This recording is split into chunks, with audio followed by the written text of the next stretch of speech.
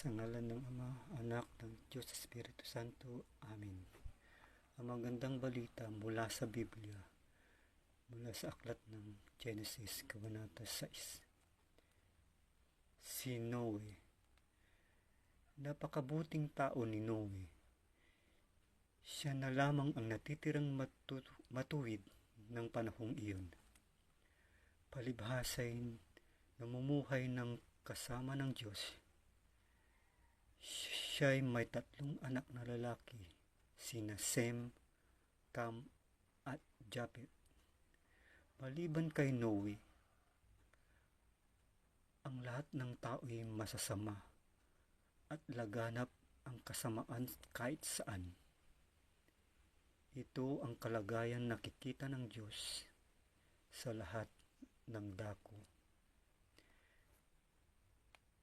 Ito ang magandang balita mula sa Biblia sa aklat ng Genesis, Kabanata 6. Sa ngalan ng Ama, ng Anak, Diyos Espiritu Santo. Amen.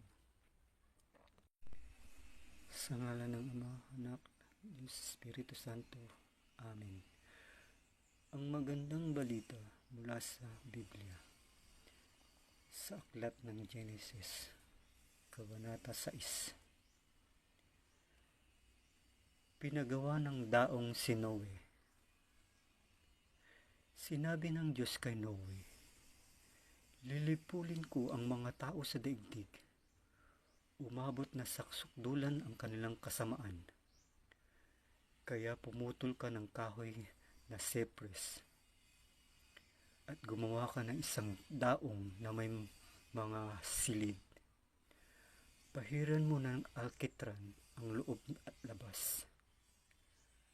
Ang daong na gagawin mo ay 450 talampakan ang haba, 75 ang luwang, at 45 ang taas. Atipan mo ito at lagyan ng bintana sa paligid. 1 talampakan at kalahati mula sa dulo ng atip. Gawin mong 3 grado ang daong at lagyan mo ng pintuan sa tagiliran.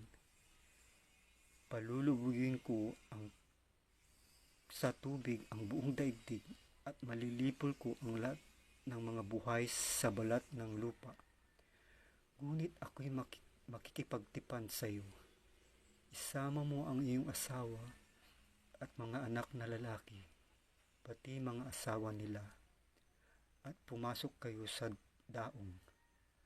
Magsakay ka ng 1 pares ng bawat uri ng hayop at huwag mong pababayaang mamatay. Magsakay ka rin ng 1 pares sa bawat uri ng ibon at hayop at ang mga gumagapang sa lupa. Alagaan mo rin ang mga ito. Maglaan ka ng lahat ng uri ng pagkain para sa iyong makakasama. At ginawa nga ni Noe ang lahat ng inuutos sa kanya ng Diyos. Ito ang magandang balita mula sa Biblia, mula sa aklat ng Genesis, Kabanata 6. Sa ngalan ng Ama, ng Anak, ng Diyos Espiritu Santo. Amen.